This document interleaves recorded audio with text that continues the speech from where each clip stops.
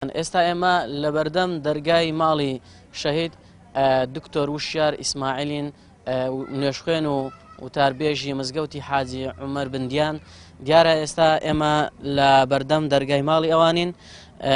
ئەمەوێ باس لەوە بکەم کە ئەو ڕووداوەی کە ڕوویدا دیارە هەر لێرەوە ڕوویداوە دوای ئەوەی کە شەوی 22 لەسەر 23 مانگی 11 کاتژمێر 2:30 شەو چەند کەسانێکی نەناسراو لە دەرگای ماڵی مامۆستایان داوە. دوای ئەوە جەنابی مامۆستا هاتۆتە دەرگایەکەی کردوتەوە. لێرەوە چەند کەسێک چەند فیشەکێکیان ئاراستەی مامۆستا کردووە و دوجار فیشەکێک بەرسەری دەکەوێت و فیشەکێکیش بەرسنگی دەکەوێت.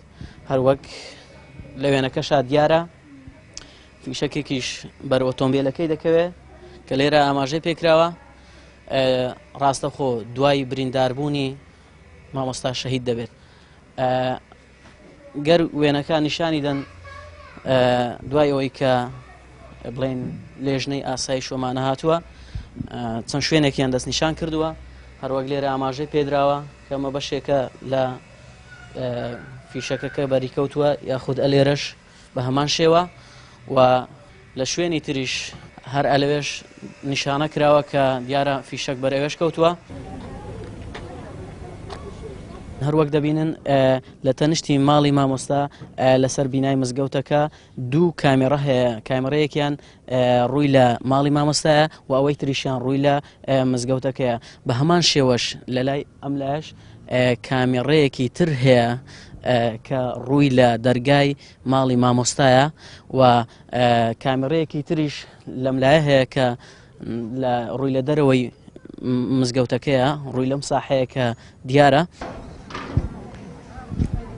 دوای ئەوەی کە پۆلیسی ناوچەکە هاتن تەواوی بەڵگە و دیکۆمنتەکانیان لەگەڵ خۆیان برد، لە ئێستادا بە پێی زانیاریەکان تەواوی ئەو بەڵگانن گوازراونەتەوە بۆ دەست ئاسایش و چاوەڕوان دەکرێت کە لە ماوەیەکی زوودا چۆنیەتی ڕووداوی ئەم کارەساتە بۆ خەڵکی ئاشکرا بکرێت.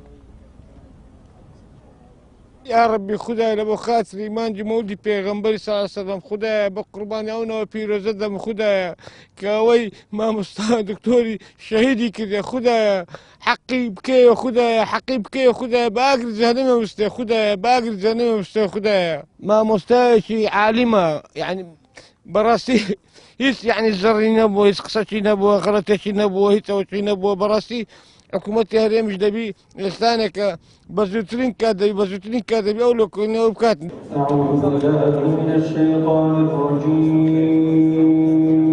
ئێستا ئێمە لە بەردەم مزگەوتی حاجی عومەر بندیانین، مزگەوتی مامۆستا مەلا وشیار کە ماوەی 6 ساڵە لێرە جەنابیان پێشنوێژ و وتارخوێن بوون و هەروەها نزیکەی 13 ساڵیشە وتاربێژە. بەڵام بەداخەوە لە ئێستادا پرسا بۆ جەنابیان بۆ خودی خۆیان لێرە بەڕێوە دەچێت. جێگای ئاماژەیە مامۆستا مەلا وشیار 13 ساڵ پێشنوێژ و وتارخوێن بوو و خاوەنی کاروانێکی زۆرە لە خزمەتکردن بە کاروانی ئیسلامی کە لە ساڵی 2007دا ماستێری لە زانست و شەریعەتدا بەدەستێناوە، هەروەها لە ساڵی 2013دا دکتۆرای لە تەفسیردا بەدەستێناوە و خاوەنی 5 منداڵیشە. بەڵام بەداخەوە لە دوو شەوی ڕابردوودا لەلایەن چەند کەسانێکی نەناسراوە لە بەردەم ماڵەکەی خۆیدا شەهید کرا. ئاراس عەزیز کەناڵی پێام هەولێر.